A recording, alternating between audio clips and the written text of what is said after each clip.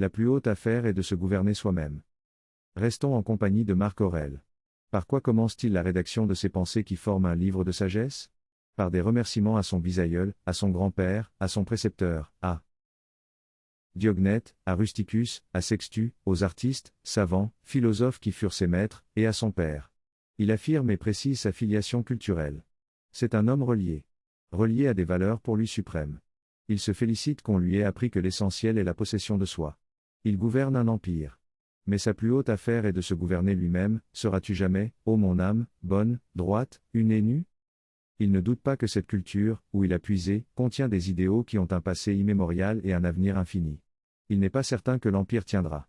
Mais l'idée de la liberté intérieure, ça tiendra. Bien entendu, il régente une société très critiquable. Cependant, 1797 ans après sa mort, j'entends sa parole la plus profonde. Elle fortifie mon cœur. Elle encourage mon âme. Elle m'aide à vivre. Ce n'est pas ce qu'il a fait dans le monde qui compte. C'est la distance qu'il a prise, par rapport à ses actes et à ce monde. Être de son temps. Mais oui, je suis de mon temps, où il y a des problèmes, comme de tout temps. J'y suis tenu par des devoirs, des solidarités, des engagements. Mais, au cœur de tout cela, la philosophie éternelle. Voici ce qu'il vous faut faire, Lucilius m'ont mis, désengagez-vous, rendez-vous à vous-même, Sénèque. Usez de ce monde comme si l'on n'en usait pas, Saint Paul. Comment l'âme émancipée vit-elle en ce monde? Elle y vit comme l'oiseau plongeur. Celui-ci plonge dans l'eau, mais l'eau ne mouille pas son plumage. Si quelques gouttes y adhèrent, il les secoue en battant des ailes, Ramakrishna. Quoi? Le mal dans ce monde peut-il vous laisser un instant de repos? Comment ne pas se sentir entièrement concerné? Il y a des goinfres de larmes, qui voudraient que le monde ne fût qu'une vallée de larmes. Ils appellent cette goinfrerie l'amour des hommes. Les hommes, dans leur sagesse naturelle, répliquent depuis toujours qu'on ne peut pas aller pleurer à tous les enterrements. Le monde a une géographie complexe, des vallées de larmes, des vallées de félicité, des plaines de ni bien ni mal. Et des sommets d'où tout cela se confond. D'abord, ne pas exagérer le mal.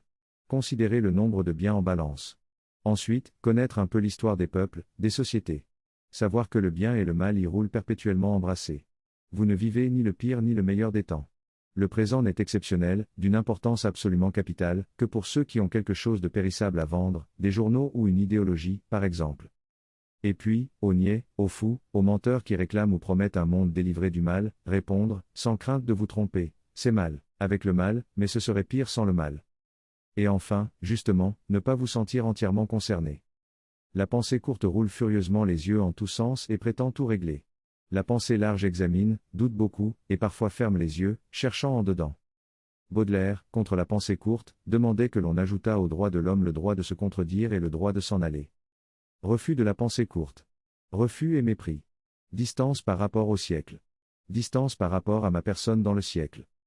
Les puissants de ce monde qui laissent une trace honorable et dont la mémoire touche le cœur des peuples ont fini loin de l'action, dans le désert et la considération distante des affaires du monde. Leur puissance retomba. Ils n'en furent pas atteints. Ils subirent leur exil avec indifférence, énergie, unité. Charles Quint au couvent de Yousté. Napoléon dans son île. Clémenceau au bord de l'océan. De Gaulle à Colombey. Leur exil fit leur vrai sacre. La grandeur de tout laisser et de s'en trouver bien. Les princes d'Aragon, note Monterland, se faisaient représenter sur leur tombeau par deux sculptures. L'une les montrait gisant en armure. L'autre gisant en froc de moine. Ils se recommandaient à l'éternité sous ce double aspect. Leur demeure funèbre exprimait la règle des grandes vies, qu'il faut être du monde et n'en pas être.